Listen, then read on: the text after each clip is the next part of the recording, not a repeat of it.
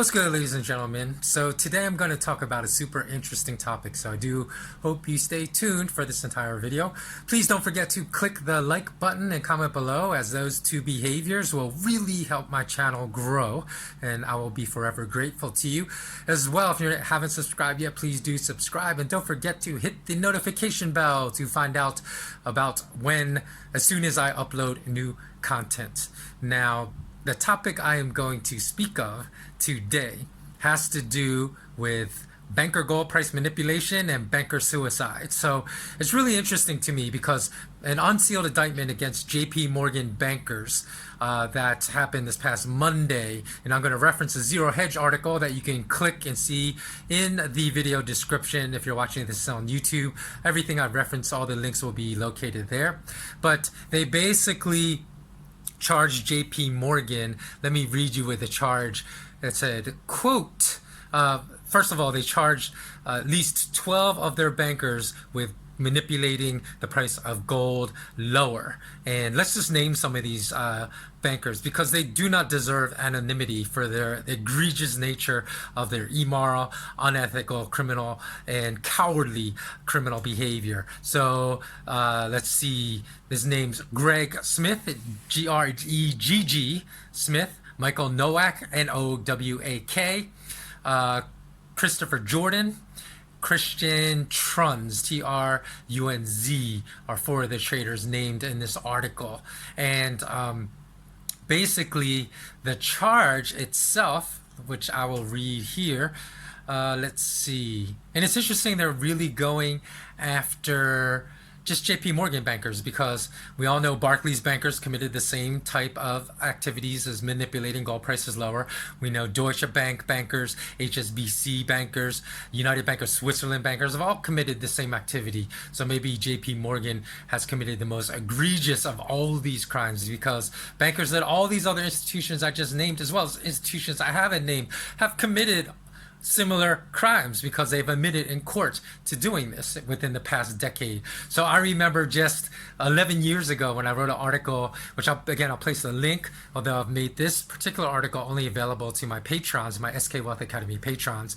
But I wrote an article 11 years ago saying how banker manipulation was happening in gold and setting gold prices. And 11 years ago, people said, oh, you're a conspiracy theorist. There's no evidence of this. And at that time, there wasn't hard evidence, meaning bankers just came out and admitted in court that they were guilty of doing this for decades, as they have now done. But there was enough circumstance. I'm talking like O.J. Simpson type of circumstantial evidence, where only someone that was a banker apologist or a criminal apologists would ignore the type of circumstantial evidence I provided 11 years ago to say this wasn't happening. And of course, by now, I've been vindicated because we've had dozens of bankers admit in court under oath that they committed such crimes. So it's interesting how much at least we've evolved from people defending banker criminal activity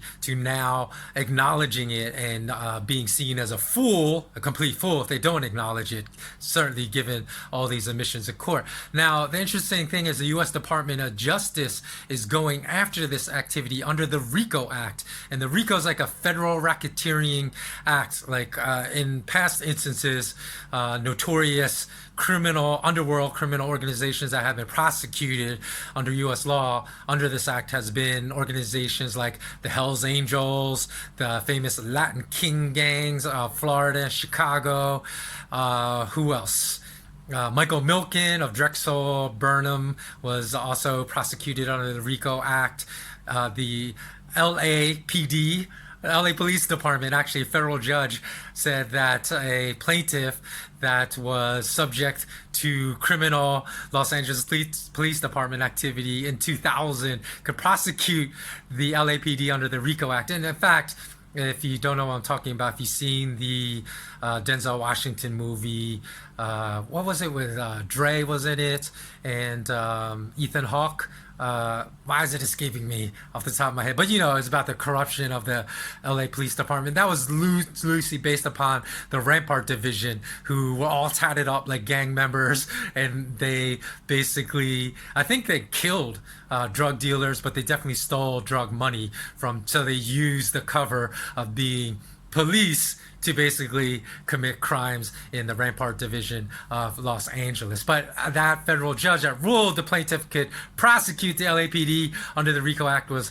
eventually, of course, overruled by a district judge and said, no, you can't prosecute the LAPD under the RICO Act. But these are just some famous organizations. The Lucchese and the Gambino crime family, they're from New York, you know who they are. And now they're prosecuting JP Morgan under the same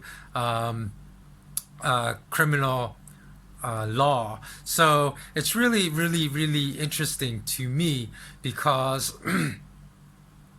under this act, right, in which they are being charged, they said, quote, they're convicting JP Morgan bankers with, quote, conspiracy to conduct the affairs of an enterprise involved in interstate or foreign commerce through a pattern of racketeering activity, end quote. And what makes that really interesting is that basically allows them to make wide sweeping charges against any employee of JP Morgan by prosecuting them under the RICO Act. So this is why this something stinks to high heaven though about this whole thing, is because this has been going on for decades. So why now? And why aren't those most suspected of being the top dogs like Blythe Masters? Why is she not named in this indictment? Why are they just going after, even though they were like bankers for 13, 15 years at JP Morgan, they're still lower level. They're not people like Blythe Masters, who many allege to be the mastermind of the silver price suppression scheme while at JP Morgan. So this stinks to high heaven. Also, because this same activity, as I said, I wrote an article 11 years ago, was going on for decades, was going on for many years prior to the 2008 global financial crisis and for many years after. And why was the only banker that was prosecuted under that time?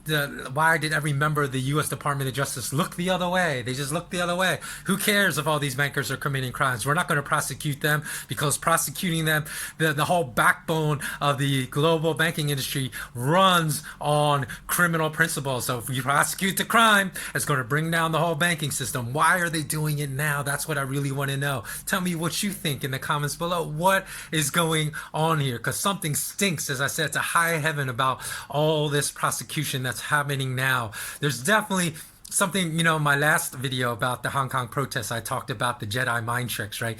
How those at the top, we should never take anything at face value. And this is face value while I'm reporting to you, because there's always something else going on underneath the surface. I think as far back as 2012, the Commodities Futures Trading Commission, also, they indicted JP Morgan, and JP Morgan had to pay this fine, which is like $10 to us, is millions of dollars back at the time. But they basically said JP Morgan bankers had reported hundreds of times fake information about the trading in the gold futures market. Now, hundreds of times, there's only a couple hundred trading days in the entire year. So they're basically saying JP Morgan bankers that were trading gold futures were lying every single day about the data they reported to them. We're not, literally every single day, but probably almost close to it.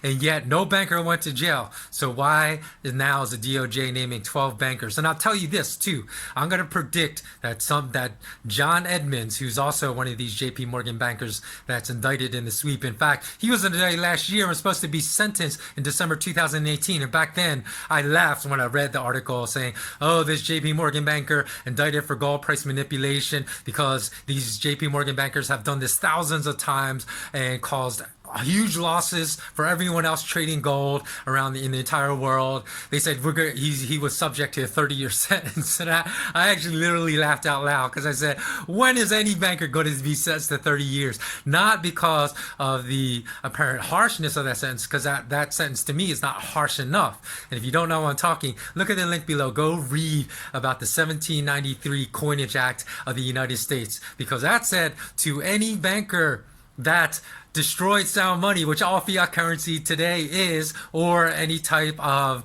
shenanigans and bamboozlement schemes that go on with the pricing of gold and silver around the world. That's exactly what the 1793 Coinage Act was speaking about. They said that that constituted a felony and that people that committed this act should suffer death. So 30 years is not long enough to me. But I laughed when I read that because I knew that was not going to happen. And then later, the later report said, oh, it's been reduced to 11 years. So I was really curious. And he still hasn't been, he's supposed to be sentenced. Remember, a year ago, he still hasn't been sentenced. So I was like, what is going on? I've been following this case for the past year. Why is he not yet sentenced? And they said, oh, he's been singing like a bird to try to reduce his jail sentence. And that's why I say, while he's in jail, awaiting trial, that I'm predicting he's going to commit suicide. Because the banks, like JP Morgan, they run like the mafia. They're not going to let this guy speak out against them and put them in jail. He's definitely, in my opinion, if he keeps speaking, if he keeps chirping like a bird, because these big banks like JP Morgan are like the mafia. And you know what the mafia does to rats?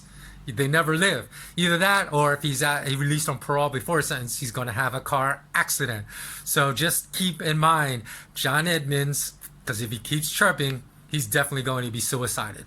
So, it's very interesting too. Also, look, I'll put 2 links below in a really famous, of course, suicide. And JP Morgan was involved. I don't know if you guys remember back in the 2008 banking crisis, because so many high-level bankers knew of things that could put their bosses away probably for like at least a couple of decades. Many very suspicious banker suicides happened, including a 33-year-old Gabriel McGee, a JP Morgan banker who worked at the London headquarters, who apparently accessed an inaccessible, highly secure rooftop at the JP Morgan London headquarters and jumped to his death, even though earlier that day he had made dinner plans with his girlfriend, even though his parents said no one at JP Morgan had the courtesy, even though he apparently committed suicide at work in the work environment. No one at JP Morgan had the courtesy to call his parents to inform him. His parents unfortunately had to horribly learn on the news, and his parents even said, we do not believe our son committed suicide. So JP Morgan even has some of these suspicious suicides back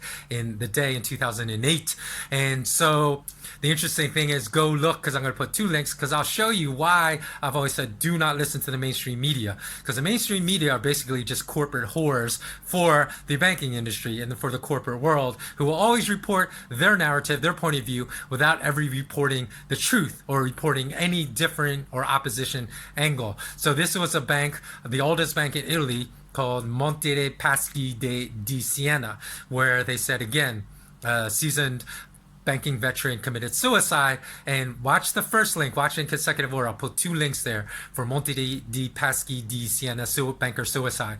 The first link was exactly how the mainstream media reported, and they said that this banker was he was charged with fraud just a few months before committing, I think it was a few months before committing suicide, but you can go watch the video, explain the time frame. And then it interviewed a guy that said he was friends with David Rossi, who was the Monte di Paschi di Siena banker that they said committed suicide, and the friend said, "Oh, I didn't realize that Mr. Rossi was so depressed that he would actually commit suicide." So that's the whole angle, right? He said, "Oh, this guy was charged with committing fraud at the bank, and that's why he committed suicide, because he was so depressed with what was going on in his personal and working life." But then you watch the second link, which was an actual journalist that conducted investigative journalism, who got hold of the CCTV footage of his suicide, and where it shows him violently being thrust backwards out of a window. So who jumps to their death backwards, back first, not like facing, you step on a ledge and then you jump off.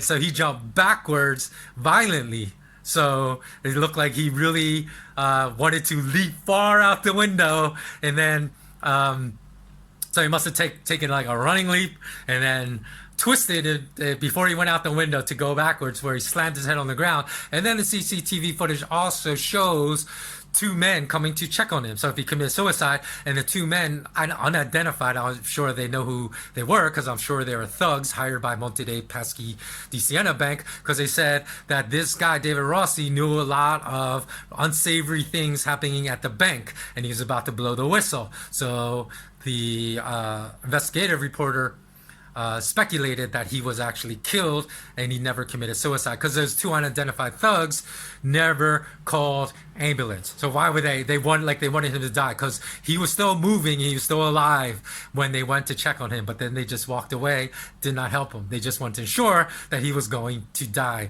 And not only that, the third really suspicious thing is that his own wife said in the supposed suicide note that Mr. Rossi left, he referred to his wife's name was Antonelli. I think the nickname used in the suicide note was Tony.